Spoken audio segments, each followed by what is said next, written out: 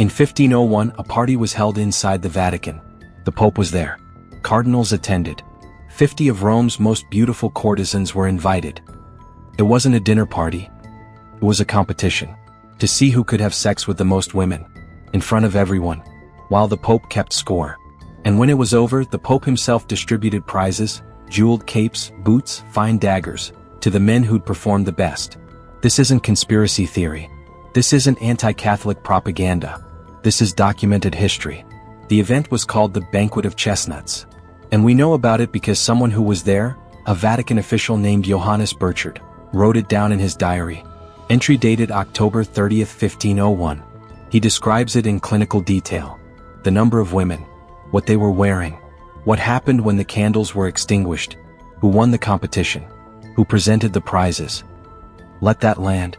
The Pope's name was Alexander VI. And what happened that night? That wasn't even his worst scandal. Because between 1492 and 1503, the Vicar of Christ, the man who claimed to represent God on earth, turned the Vatican into something historians struggle to describe without using words like brothel, crime syndicate, and family of psychopaths. And the most disturbing part? The Catholic Church has spent 500 years trying to bury this story, hiding documents, destroying evidence, pretending it never happened. But the records survived. And once you read them, you'll never look at the Vatican the same way again.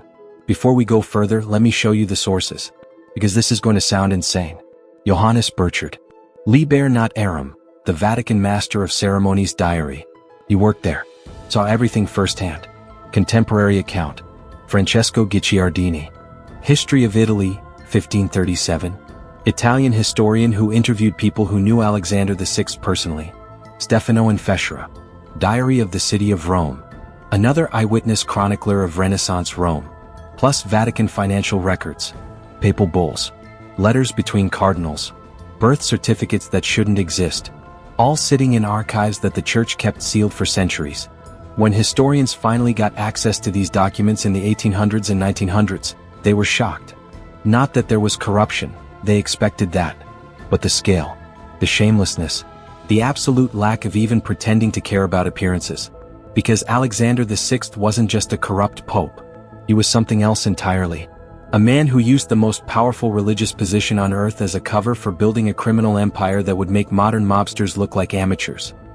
And it all started with a lie. His real name was Rodrigo Borgia. Born in Spain, 1431. His uncle happened to be Pope Calixtus III. Lucky break. At 25 years old, before he'd even been ordained as a priest, his uncle made him a cardinal. Just handed him one of the most powerful positions in the Catholic Church. This should have been scandalous. But Renaissance Rome had different rules. The papacy wasn't about holiness anymore.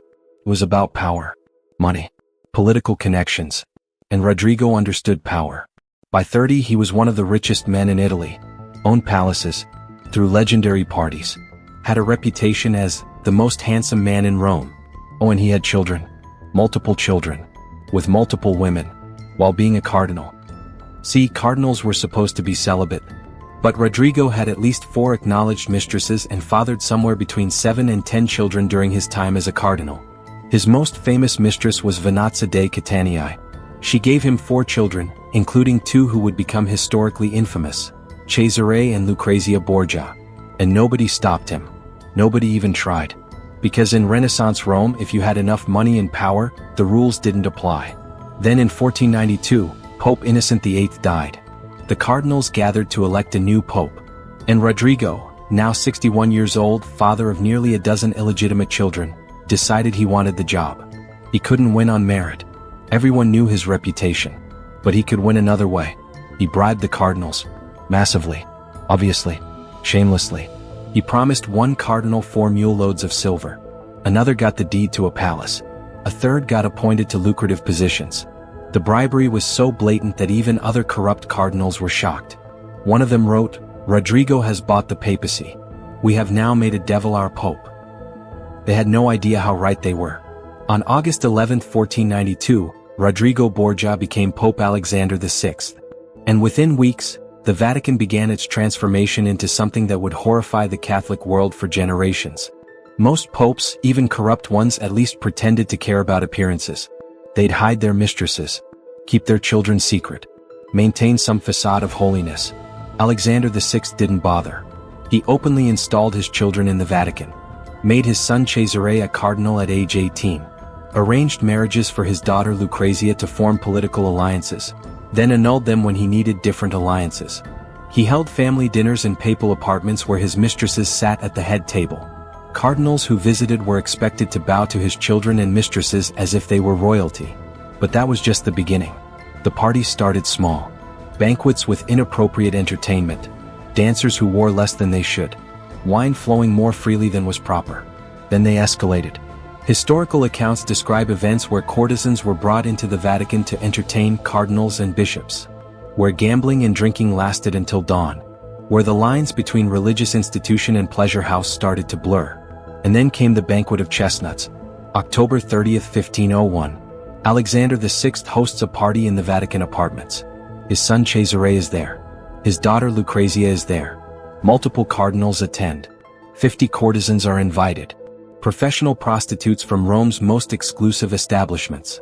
According to Johannes Burchard's diary, and remember he was the Vatican's master of ceremonies, he was literally there. Here's what happened. The women performed for the guests. Then chestnuts were scattered on the floor. The women crawled on their hands and knees to pick them up while the men watched. Then the candles were dimmed, and the women were directed to have sex with the servants and guests on the floor of the papal apartment, while the Pope, cardinals, and Borgia family members watched from raised seats. It was scored, like a sporting event. Points for number of partners. Points for endurance. The Pope himself kept tally. When it finished, Alexander VI distributed prizes to the winners. A sex competition. In the Vatican. Hosted by the Pope. Attended by cardinals. Documented by a Vatican official. For centuries, the Church claimed this was anti-Catholic propaganda. That Burchard's diary was fake. That Protestant reformers made it up to discredit the papacy. Then they opened the archives. And Burchard's original manuscript was there. In his handwriting. With other Vatican officials' diaries corroborating similar events. This happened. In the headquarters of the Catholic Church. Under a man who claimed to be God's representative on earth. And that wasn't even Alexander's worst crime. See, the orgies were scandalous. But Alexander VI and his son Cesare were also possibly murderers. Multiple times. Alfonso of Aragon. Married to Lucrezia Borgia, Alexander's daughter. By all accounts, Alfonso genuinely loved her. They seemed happy. But Alfonso wasn't politically useful anymore. The Borgias needed a different alliance. July 15, 1500. Alfonso is attacked on the steps of St. Peter's Basilica. Stabbed multiple times. Left for dead. But he survives. He's brought back to the Vatican to recover. August 18, 1500. While Alfonso is recovering in his chambers, a man enters. Strangles him with a rope. Right there in the papal palace. The assassin. Almost certainly sent by Cesare Borgia. With Pope Alexander's knowledge, possibly his approval. Lucrezia, now widowed for the second time, her first husband also died mysteriously, is quickly married off to someone more politically useful. But that's just one murder. There were others. Cardinals who opposed Alexander? Dead under mysterious circumstances. Their positions filled with Borgia loyalists. Political rivals? Found in the Tiber River. Wealthy nobles? Poisoned at dinner, their estates confiscated by the Vatican. Historians estimate that during Alexander's papacy, at least a dozen prominent figures died in ways that were extremely convenient for the Borgia family. And there were rumors, persistent rumors documented by multiple sources, about the Borgia poison. A special poison that Cesare supposedly kept. Fast-acting. Hard to detect. Administered in wine at dinner parties. Some historians think it was arsenic-based. Others think it was a compound invented by Vatican physicians. Either way, people who crossed the Borgias had a habit of dying at suspiciously convenient times. Now here's where it gets really dark. Alexander VI had multiple sons. His favorite was Juan, Duke of Gandia. Handsome, charming, given every opportunity. His other son, Cesare, was brilliant but ruthless. And he hated Juan. June 14, 1497. Juan and Cesare attend a party together. Juan leaves around midnight. The next morning, Juan's body is pulled from the Tiber River. 9 stab wounds. Throat cut. Weighed down with stones. Let that land. An investigation is launched. But Alexander VI suddenly stops it. orders everyone to stop looking into his son's murder. No explanation. Cesare, meanwhile, seems unbothered by his brother's death. Almost relieved. Most historians believe Cesare murdered his own brother. And Alexander, the Pope, the father, covered it up because he needed Cesare's political ruthlessness more than he needed justice. Even for a corrupt pope, that broke something. Alexander spent weeks in his chambers afterward, reportedly weeping, praying, promising God he'd reform the church. That lasted about a month. Then it was back to parties, mistresses, and power games. Because once you've crossed certain lines, there's no going back. And then there's Lucrezia, Alexander's daughter. The one woman in the Borgia family who's still debated by historians. Was she a victim? A willing participant? Something in between? Here's what we know for certain. Alexander was obsessed with his daughter. Contemporary accounts describe him as unusually affectionate, publicly doting in ways that made people uncomfortable. He arranged her marriages, then annulled them when politically convenient. She was married 3 times before age 21. Each marriage used to forge alliances. Each dissolved when the alliance was no longer needed. But there were rumors, dark rumors, whispered by enemies and documented by chroniclers, that Alexander's affection for Lucrezia went beyond paternal, that certain behaviors at family dinners were inappropriate, that she was present at events, like the Banquet of Chestnuts, where a father shouldn't bring his daughter. Giovanni Sforza, Lucrezia's first husband, accused the Borgias of incest when Alexander annulled their marriage. He claimed Alexander wanted Lucrezia for himself. Now, Giovanni was a bitter ex-husband trying to damage the Borgias' reputation. His accusations might have been purely political slander. But other sources hint at something too. References to unnatural relations within the Borgia family. Suggestions that the boundaries between father, daughter, and brother were blurred. No one could prove anything. The Borgias were too powerful, too dangerous to accuse directly. But the whispers never stopped. And whether the rumors were true or not, the fact that they were even plausible, that people could believe a pope might be involved in something like that, shows just how far the papacy had fallen. This was the Vicar of Christ, the spiritual leader of millions of Catholics, a man who claimed to be God's representative on earth. And the rumors surrounding him weren't just, he is a bit corrupt. They were, he might be having sex with his own daughter. True or not, the fact that it was believable tells you everything about what the Vatican had become. August 1503. Alexander VI is 72 years old. Still Pope. Still throwing parties. Still making enemies. He and Cesare attend a dinner party at a cardinal's villa outside Rome. It is hot. Summer in Italy. Wine flows. Within days, both Alexander and Cesare are violently ill. High fever. Vomiting. Convulsions. Cesare survives. Barely. He's young, strong. But even he's bedridden for weeks. Alexander VI, at 72, doesn't have that resilience. On August 18, 1503, Pope Alexander VI dies in the papal apartments.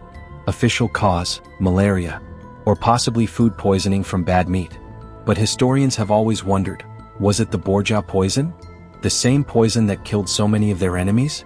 Did someone finally use the Borgias' own weapon against them?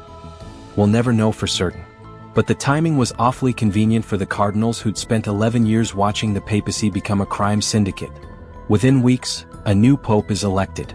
Julius II, a reformer. First thing he does? Starts cleaning house. Borgia allies are removed. Cesare is stripped of power, eventually dying in battle in Spain. Lucrezia is married off to the Duke of Ferrara, where she lives the rest of her life quietly, possibly gratefully away from her family's insanity. But the damage was done. 14 years later, Martin Luther nails his 95 Theses to a church door in Germany. The Protestant Reformation begins. And one of Luther's main arguments? That the Catholic Church had become irredeemably corrupt. That the papacy was more interested in power and pleasure than salvation. After Alexander VI, that wasn't a religious argument. It was just observably true. The Church spent the next 500 years trying to bury this history. Sealed the archives. Destroyed documents. When Protestant writers brought up Alexander VI, Catholic scholars called it propaganda. But in the 1800s, historians finally got access to Vatican records. And everything was there. Burchard's diary. Financial records of the bribes. Letters between cardinals describing the corruption. Birth certificates for papal children. All of it real. All of it documented. All of it exactly as scandalous as the propaganda had claimed.